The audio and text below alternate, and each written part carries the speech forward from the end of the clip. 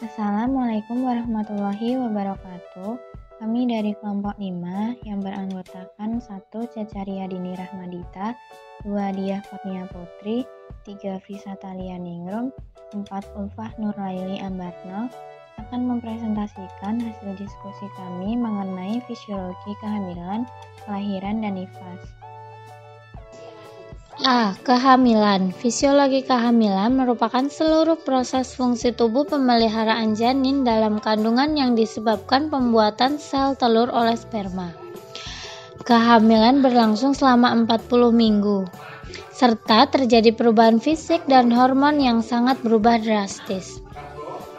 Riwayat kehamilan seorang wanita biasanya dituliskan dengan 5 digit yang terdiri dari G, T, P, A, dan L.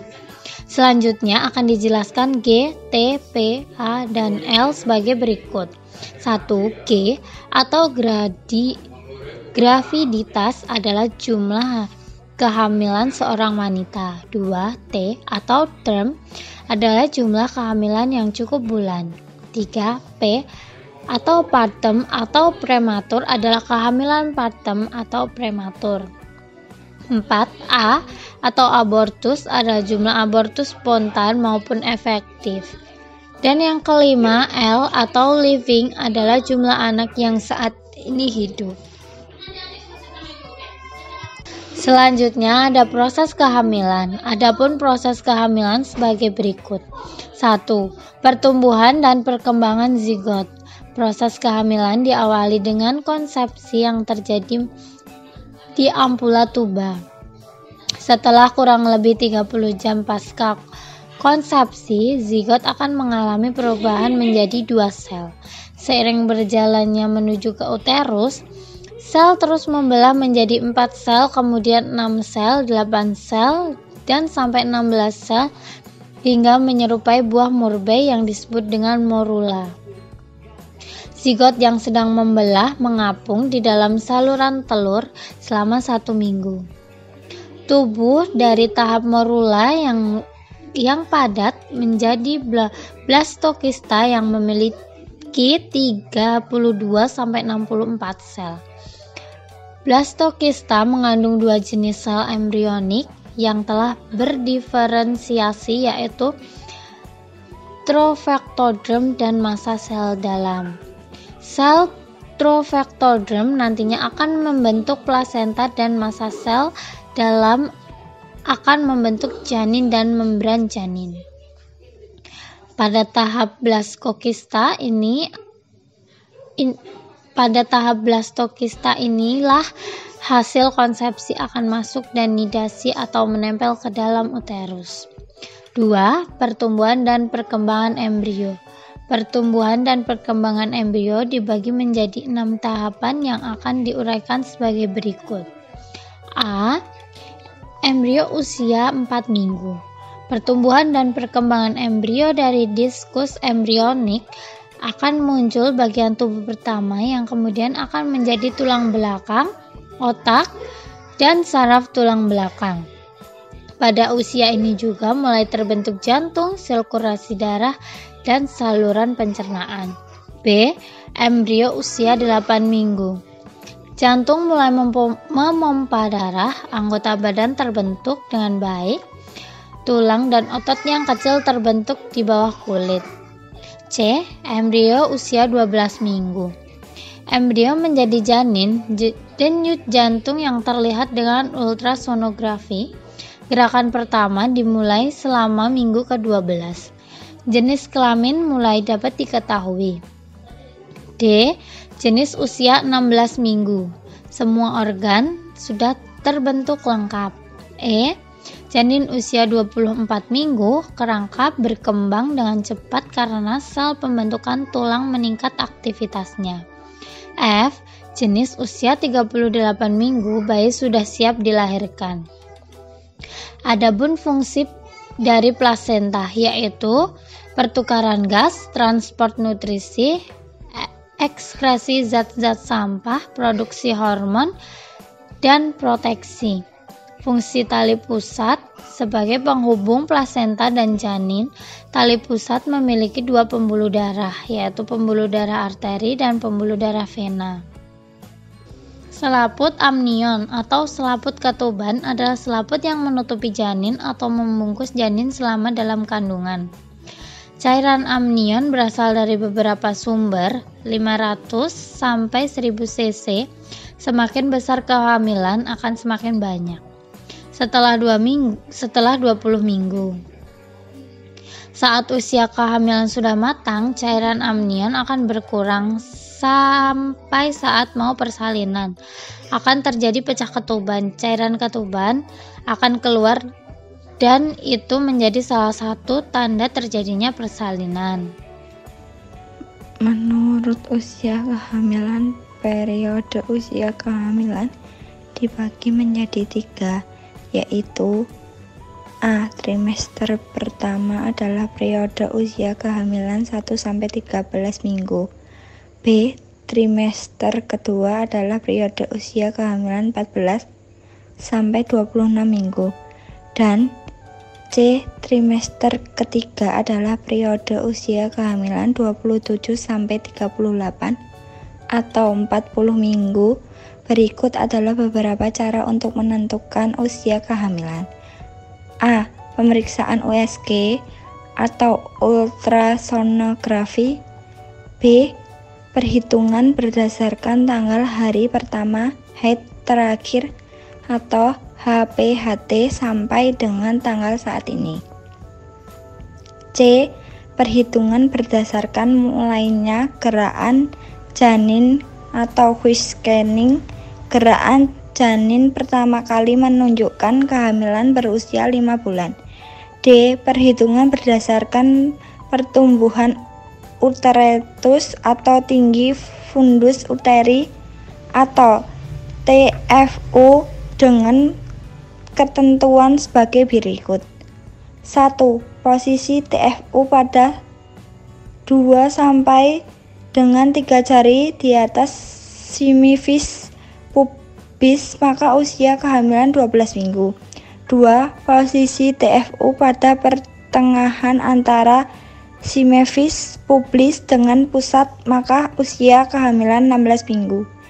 3. Posisi TFU pada 3 jari bawah pusat, maka usia kehamilan 20 minggu. 4. Posisi TFU setinggi pusat, maka usia kehamilan 24 minggu. 5. Posisi TFU pada 3 jari di atas pusat, maka usia kehamilan 28 minggu. 6. Posisi TFU pada pertengahan pusat dengan prosesus Yes-Poindus, maka usia kehamilan 32 minggu.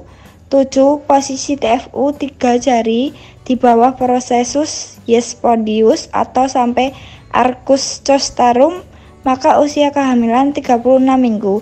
Dan 8. Posisi TFU pada pertengahan prosesus Yepoius dengan pusat, maka usia kehamilan 40 minggu. 4. Tanda-tanda kehamilan. A. Titik pasti yang terdiri dari 1. Uterus membesarkan sesuai umur kehamilan. 2. Pada pemeriksaan uterus ditemukan tanda-tanda seperti tanda Hegar, tanda Chadwick, tanda Piscaches, kontraksasi, Branscombe-Hicks, dan Taraba Baloteman. B. Tanda pasti hamil yang terdiri dari 1. Uterus membesar sesuai kehamilan. 2. Gerakan janin dan rahim.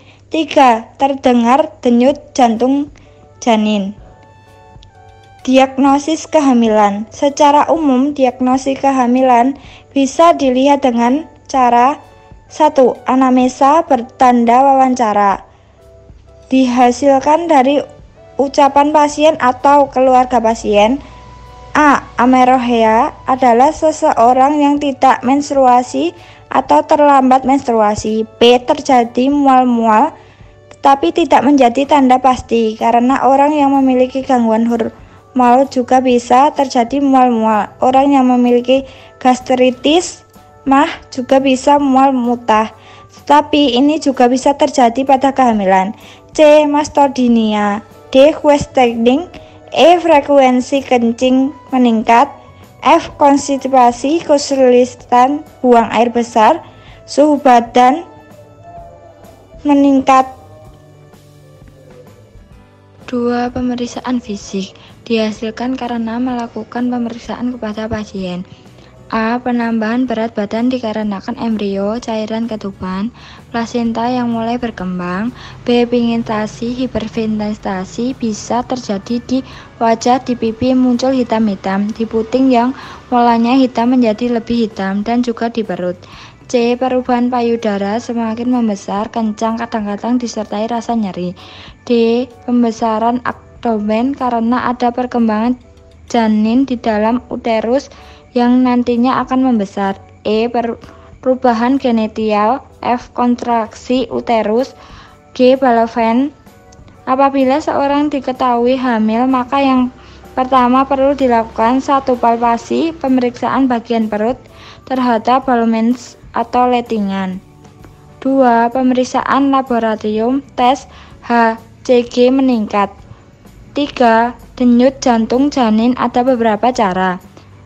Stethoscope lens bisa didengarkan ketika usia kehamilan 18 minggu.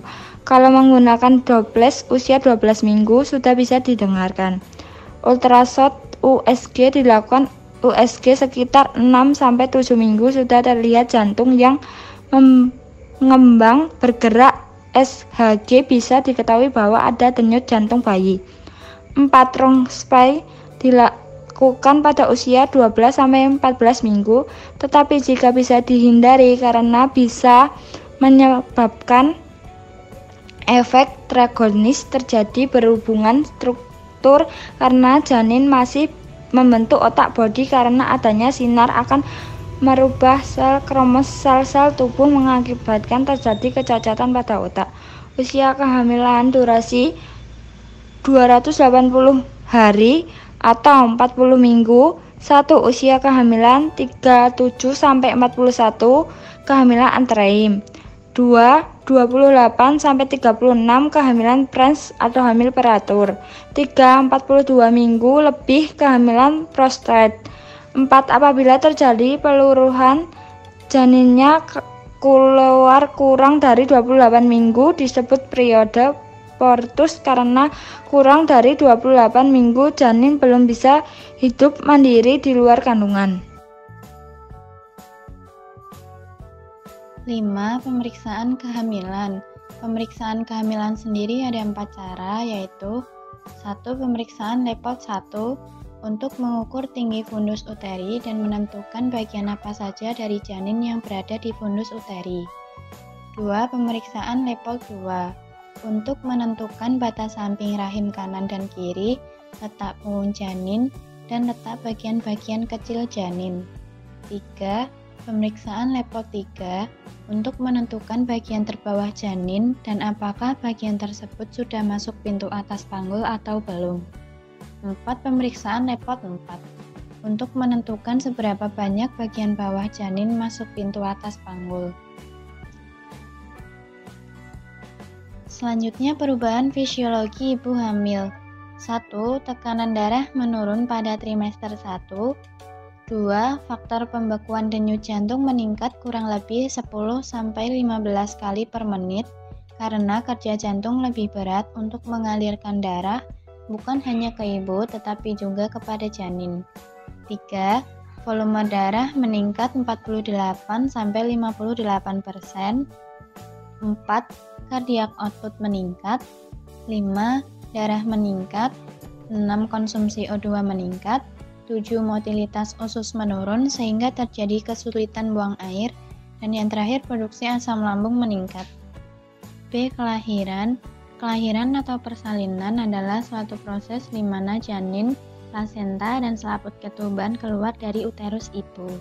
Teknik persalinan ada 2. 1. Persalinan normal, di mana bayi lahir dengan presentasi belakang kepala tanpa memakai alat atau pertolongan istimewa, tidak melukai ibu dan bayi, dan berlangsung dalam waktu 4 jam.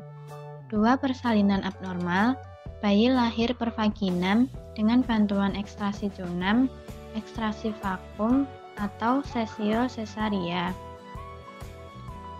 Selanjutnya, faktor-faktor yang mempengaruhi persalinan.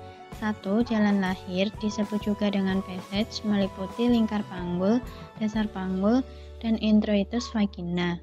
2. Janin dan plasenta disebut juga dengan passenger, meliputi ukuran kepala janin, presentasi atau bagian terbawah janin, dan juga posisi janin. Yang ketiga, kekuatan disebut juga dengan power, adalah kekuatan ibu mengejan selama ada his atau kontraksi uterus berlangsung untuk mengeluarkan janin dan uterus. Yang keempat, posisi ibu saat proses persalinan, apakah jongkok, duduk, atau terlentang. Yang kelima, psikologi atau kecemasan ibu selama C. Nifas. Nifas adalah masa setelah kelahiran plasenta dan kembalinya alat-alat reproduksi seperti semula. Seperti keadaan tidak hamil dengan yang berlangsung selama kira-kira 6 minggu. Yang pertama, tahap masa nifas. Tahap masa nifas dibagi menjadi 3 yang akan diuraikan berikut ini. A. Immediate puerperium adalah masa segera setelah persalinan sampai 24 jam pertama. Pada masa ini harus diperhatikan adanya perdarahan karena atonia uteri. B. Early puerperium adalah masa 1 hari setelah persalinan sampai 7 hari pertama. Pada masa ini harus diperhatikan adanya perdarahan, pengeluaran lokea, suhu badan, dan involusio atau kembalinya ukuran uterus seperti sebelum hamil, serta kelancaran pengeluaran air susu ibu. C. Late puerperium adalah masa 1 minggu setelah melahirkan sampai 6 minggu. Pada masa ini mulai diperhatikan pemberian konseling alat kontrasepsi. Yang kedua, fisiologi nifas. Pada masa nifas akan terjadi perubahan organ-organ reproduksi kembali seperti semula sebelum hamil. Perubahan organ-organ reproduksi yang terjadi selama nifas diuraikan berikut ini. Yang pertama, uterus. Proses kembalinya uterus ke dalam keadaan seperti sebelum hamil pada masa nifas disebut dengan evolusi. Secara berangsur-angsur, ukuran uterus akan mengecil seperti keadaan sebelum hamil. Kegagalan proses involusi disebut dengan subinvolusi yang disebabkan oleh karena tertinggalnya sebagian fragmen plasenta di dalam uterus. Yang kedua, kontraksi uterus. Kontraksi uterus meningkat secara bermakna setelah bayi lahir. Kontraksi uterus harus terus diperhatikan untuk memperlancar proses involusi. Yang ketiga, regenerasi endometrium. Terjadinya proses penyembuhan lapisan endometrium setelah melahirkan, sehingga memungkinkan lapisan endometrium menjalankan siklusnya kembali untuk implantasi kehamilan yang akan datang. Yang keempat, involusi tempat plasenta. Terjadinya involusi tempat plasenta pada dinding uterus dan jika involusi terganggu dapat menyebabkan terjadinya perdarahan postpartum. 5. Vagina. Setelah melahirkan akan keluar cairan melalui vagina yang disebut dengan lokea, yang macamnya adalah sebagai berikut. 1. Lokea rubra adalah lokea yang berwarna merah, berisi darah segar dan sisa-sisa selaput ketuban, keluar selama 2 hari setelah persalinan. Lokea sanguinolenta adalah lokea yang berwarna merah kekuningan, berisi darah dan lendir, keluar pada hari ke-3-7 setelah persalinan.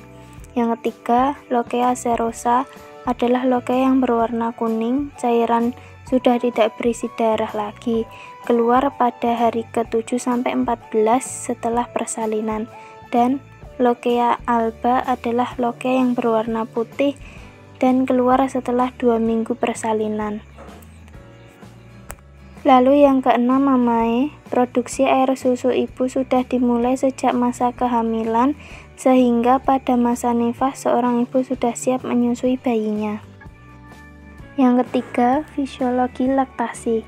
Laktasi adalah keseluruhan proses menyusui mulai dari air susu ibu diproduksi sampai dengan proses bayi menghisap dan menelan air susu ibu. Selama kehamilan, hormon prolaktin telah berfungsi menghasilkan air susu ibu atau ASI. Namun, ASI belum dapat keluar karena masih dihambat oleh hormon progesteron. Pada hari kedua atau ketiga setelah melahirkan, kadar estrogen dan progesteron menurun drastis sehingga prolaktin lebih dominan dan pada saat inilah ASI dikeluarkan. Pada saat bayi mulai menyusu, rangsangan menyusu membawa pengaruh terhadap hipofis anterior untuk menghasilkan hormon prolaktin yang berfungsi memproduksi ASI. Rangsangan menyusu juga membawa pengaruh terhadap hipofis posterior untuk menghasilkan hormon oksitosin yang berfungsi untuk kontraksi sinus lactiferus sehingga ASI dapat dikeluarkan melalui payudara ibu. Organ yang memegang peranan penting dalam laktasi adalah mamai atau payudara. Bagian-bagian dari mamai adalah sebagai berikut. A. Areola mamai. Ini adalah daerah berwarna gelap yang mengelilingi puting mamai. Di daerah areola mamai terdapat kelenjar-kelenjar kecil yang disebut dengan kelenjar Montgomery yang berfungsi menghasilkan cairan berminyak. B. Alveoli, yaitu kantong-kantong penghasil ASI. C. Ductus lactiferus, ini adalah saluran kecil yang menyalurkan ASI dari alveoli ke sinus lactiferus. D. Sinus lactiferus, yaitu saluran ASI yang melebar dan membentuk kantong pada daerah areola yang berfungsi untuk menyimpan ASI. Sekian penjelasan materi mengenai fisiologi kehamilan, kelahiran, dan nifas. Semoga dapat bermanfaat bagi kita semua. Kurang lebihnya kami mohon maaf. Billahi taufik walhidayah. Wassalamualaikum warahmatullahi wabarakatuh.